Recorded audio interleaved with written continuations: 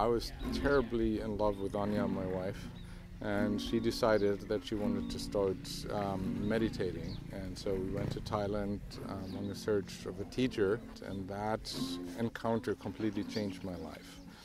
And then in deep meditation, suddenly I started to become a vision about how we can apply the teachings, the Buddhist teachings, the spiritual teachings, the science of the mind, and sustainable living together into a very, very new and holistic way of living.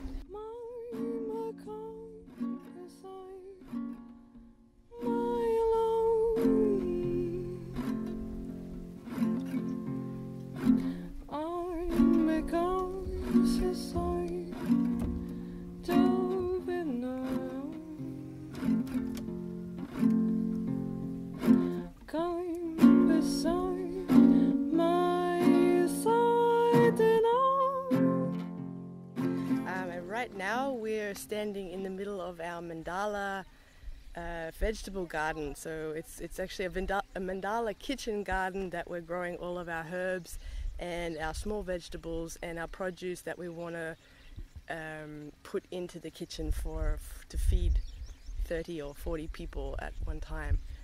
So it's quite a big area that we're working with right now. It's probably a lot bigger than most people's typical kitchen garden. But we're trying to sort of present a model to the Thai people and a model to the people of the world that you can produce quite a lot of food in a sort of sizable piece of land for a lot of people. We're basically kind of experimenting with many different forms of improving our soil. So using a lot of organic fertilizers that we have in our local area and organic matter that we have in our property surrounding us to try and fix and bring life back to the soil that we have. We're living in a very kind of drought-prone area, and our soil is very compact and there's very little life left in it anymore because of the impacts of agricultural farming around us and the use of chemical pesticides and fertilizers. So what we need to do is we need to try and open up the soil and bring the life back in there. We're using compost as much as we can. We're using the food scraps from our kitchen. We're using the straw from our rice harvest, cow poo from the local farmer. We're putting all these things and bacterial solutions.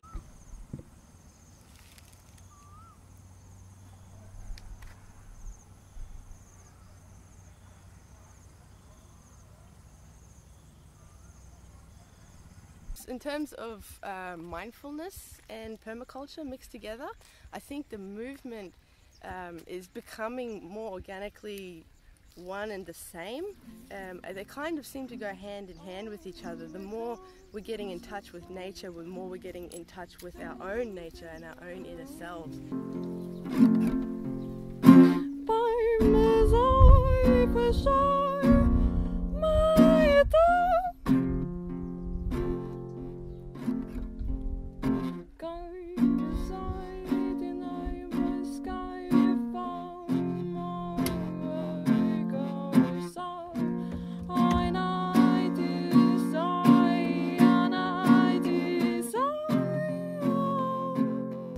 We got into the mindfulness project idea.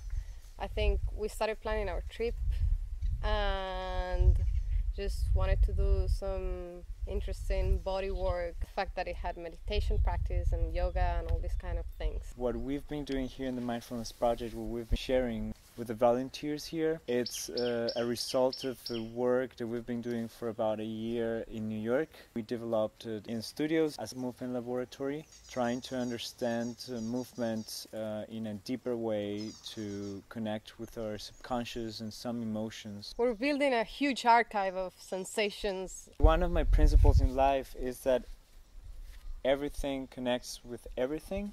I find that permaculture, the labor on the field, working with earth and being conscious, very conscious about my movement. I think art is such a human thing that it eventually will come up, and like building it creates like healthier connections, healthier bodies, healthier minds. I've come to realize that that's what I want to do with my work in dance, to find a way to like cover all the the spectrum, like not leave anything behind, like where are you dancing and like how are you getting the materials. We have to be conscious of the impact that it has on earth.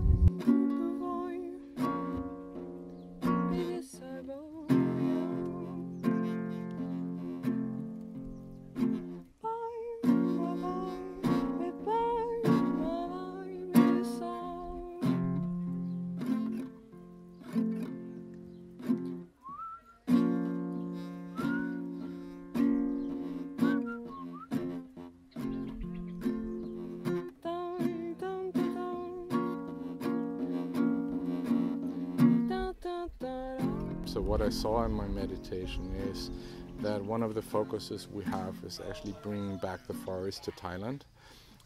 So we saw that we have, in my vision, big pieces of land which we bring from completely destroyed monoculture cropping farmland into forest. And we also had little companies running where we actually also transformed the way how we work, how we live, how we earn our money. So it was a very, very holistic approach. Or for me, the mistake is that we are just trying to get out of the system, and then we are just are living in aversion to everything what this system is about. And for me, it's always to think about how can we make it better, how can we make it more fair, how can we just also see that we need to provide a real alternative. If the only answer I have is I don't like that, we're not getting anywhere. We just really need to find answers now. And alternative models for economy will be a major outlook on that. Now people are kind of like coming under the umbrella of permaculture together or something like that. But you know, what we need is varieties. You know, we just need to bring all the people who are thriving for something better together, that we can just create something where we can live in more peace and more harmony. They say the tipping point is when just a few people just really strike in the same direction towards something new. I mean, every revolution in the past has just needed a couple of people who just really put their heads together and say, okay, we want to create this powerful vision, you know, and if the vision is strong enough, people will just follow it. Our main objective is building hearts. This is what we actually want to do. Albert Einstein said you cannot change a problem with the same mind state which created the problem in the first place.